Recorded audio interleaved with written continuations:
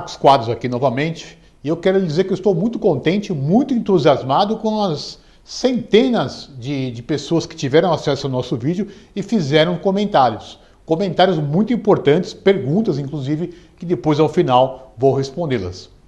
Veja bem, inicialmente eu quero dizer quem eu sou. Meu nome é Marcos Roberto de Quadros, sou advogado há 23 anos e desses 23, 15 praticamente me dediquei aí às ações contra planos de saúde. E especialmente com os aumentos abusivos aí que as pessoas infelizmente sofrem. Por que eu estou reafirmando quem eu sou? Porque eu penso que é importante que você pesquise, verifique pelo meu nome. Veja que até através do Google, no Jus Brasil, você vai verificar aí milhares de processos, onde aparece o meu nome completo, o número da minha OAB e inclusive quem são as principais empresas que sofrem ações aqui pelo nosso escritório. Isso é importantíssimo, especialmente hoje em dia aí, com essas fake news que correm nas redes sociais.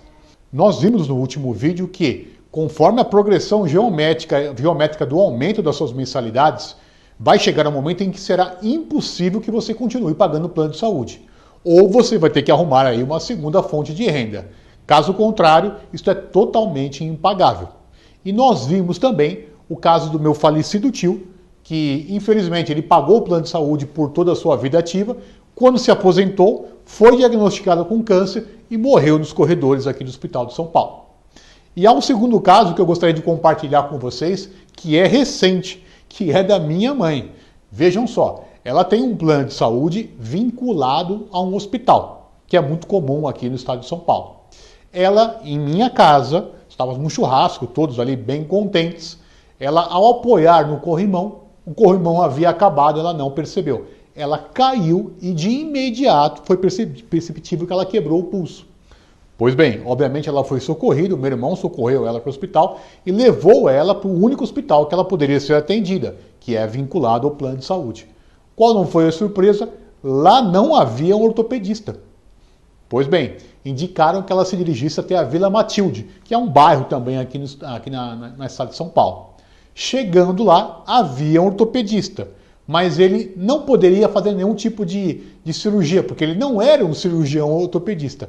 E nada foi feito. Sequer foi possível colocar ali, se era que é possível, a ossatura no local. Ou seja, deixou ela com um analgésico sem nenhum tipo de atendimento e pediu para que retornasse no dia seguinte. Imagine você ficar com o pulso quebrado e ir para casa sem nenhuma solução. Por fim, eu acabei que interferir na relação ali, pedi para que ela fosse até um hospital particular e lá ela teve o devido atendimento, foi colocado ali o osso no lugar, foi anestesiada, recebeu todos os atendimentos que são necessários. Entretanto, com um gasto aí de R$ 4.700, que esse que vos fala teve que suportar. Mas mãe é mãe e ela já fez muito por mim e pelos meus irmãos, nada mais do que a minha obrigação. Mas o que eu quero dizer com isto? Olha a questão importante que ela se envolveu, porque ela não pôde pagar um plano de saúde compatível aí com as grandes redes e foi para um plano hospitalar. Conclusão, não teve atendimento. Então, veja, ou você ir para um plano aquém, ou você cancelar o plano, eu entendo que não é uma solução, porque mais hora, menos hora, você vai precisar de atendimento e não vai ter.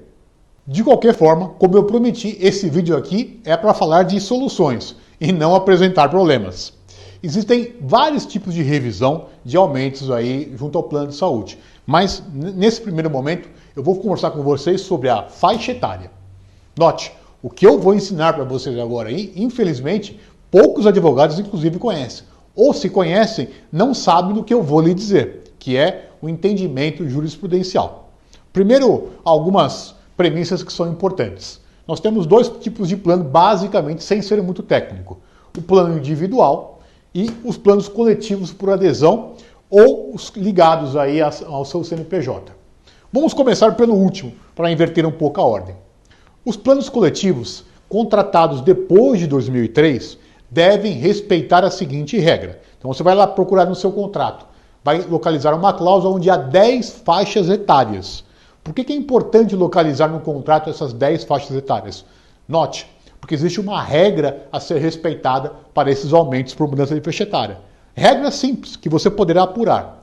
Você vai pegar lá o somatório da 7ª faixa até a 10ª. Então, localize o percentual e some da 7ª até a 10ª. Vai achar X. E depois faça o somatório da 1ª até a 7ª. Você vai achar um outro percentual, Y. O somatório entre a 7ª e a 10ª não pode ser superior ao somatório da 1ª e a 7ª. Repetindo, some da 7ª até a 10ª e depois some da 1ª até a 7ª. Não pode ser superior o somatório da 7ª à 10ª. Se for superior, você sofreu um aumento por mudança de faixa etária ilegal. Matéria consagrada, sem nenhum tipo de discussão. Impressionante, não? Os planos individuais. Os planos individuais, eles seguem um regramento um pouco diferente. Você vai necessitar aí, nesse caso, de um profissional para lhe auxiliar. Mas a regra básica qual é? Veja só, como é que eles calculam esses aumentos aí nos planos individuais? Eles pegam lá, por exemplo, um grupo de 1.000 pessoas que estão na sua carteira, a sua pólice, melhor dizendo, de plano de saúde. Pegam todos os gastos que foram gerados por esse grupo de 1.000 pessoas, por exemplo. Se os gastos foram superiores a um número X, eles têm que aplicar o número Y. O que eu quero dizer? Eles têm que verificar qual é o gasto daquele grupo, abater ali o que foi recebido e ainda aplicar o lucro deles. É uma regra, aparentemente, não é tão complexa. Então, gastos mais lucro igual ao aumento que eles vão aplicar. Qual é a solução para saber isso? Nunca as operadoras de plano de saúde apresentam quais são esses gastos. Nós ingressamos com a ação e pedimos para que o operador de saúde me comprove qual foi o gasto desse número de 1.000 pessoas. Eles nunca apresentam. E já vai aí o meu desafio. Desafio você a procurar aí na jurisprudência um único caso que uma grande operadora apresentou o real gasto que eles tiveram. Eles não apresentam. Impressionante. E por que isto é importante? Porque quando eles não apresentam, o juiz substitui os aumentos praticados por somente os índices da ANS. Então ele acaba por excluir totalmente as mudanças de faixa etária. Há milhares de processos nesse sentido. E um outro ponto que é importantíssimo, que é a sinistralidade. Esta sinistralidade é aplicada somente aos planos coletivos por adesão. Vamos esquecer por enquanto aí os planos individuais. O que é a sinistralidade? É o custo da operadora. Quantas pessoas fizeram operações? Quantas pessoas tiveram que utilizar próteses ou houve consultas? Então é o somatório desse custo. E por que isto é importante? Porque no seu contrato há uma previsão que toda vez que a sinistralidade aumentar, há a necessidade de que haja um aumento. Então, como é que funciona isso? Seu contrato tem um gatilho. Então, vamos pegar o exemplo aí da 1.000. Aplicou lá no seu contrato 17%, 20%. Ela tem a obrigação de, dentro de um processo, demonstrar, olha, eu tive um aumento de custos, tive que pagar mais médicos, mais pessoas foram hospitalizadas e eu tenho que repassar. Senão, isto aí vai inviabilizar a carteira daqueles segurados. E o que acontece quando são questionados? Como nós pedimos dentro do processo que a 1.000, por exemplo, apresente os custos. Eles não apresentam, absurdamente. Tá?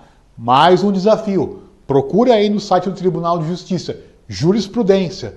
Me mostre um único caso em que uma grande operadora apresentou todos os números. Você não vai achar. Porque se eles apresentarem, milhares de advogados do Brasil vão usar essa informação para dizer, olha, o aumento é ilegal, você não há por que justificar este aumento. Mas, voltando ao caso hipotético, o que ocorre quando eles não apresentam os números? O juiz afasta os aumentos. Vai deixar o contrato sem aumento? Não, absolutamente não. Mas ele substitui aquele aumento que você sofreu pelo aumento divulgado pela ANS. Então, assim, a redução é absurda. Então, repetindo, a operadora tem que demonstrar o aumento de gastos. Se ela não aumentar, se não demonstrar, melhor dizendo, ela substitui esses aumentos, esses percentuais aplicados pelos aumentos divulgados pela ANS. Eu vou aproveitar esses minutos finais aí com algumas dúvidas que surgiram. A primeira, que foi mais recorrente, é: se eu vier a questionar a operadora de saúde, eu corro o risco de ter o meu contrato cancelado? Veja só, Infelizmente, eles vêm cancelando o contrato independentemente de você realizar ou não essa discussão. E segundo, se o seu contrato for reconhecido como um falso coletivo, aquele contratado pelo CNPJ, você vai ganhar a vitaliciedade, porque ele vai se equiparar ao individual. Mas isso aí é a matéria do segundo vídeo, em que eu vou aí me debruçar, eu vou esclarecer sobre o contrato celebrado através do CNPJ. Você vai se surpreender os benefícios que existem.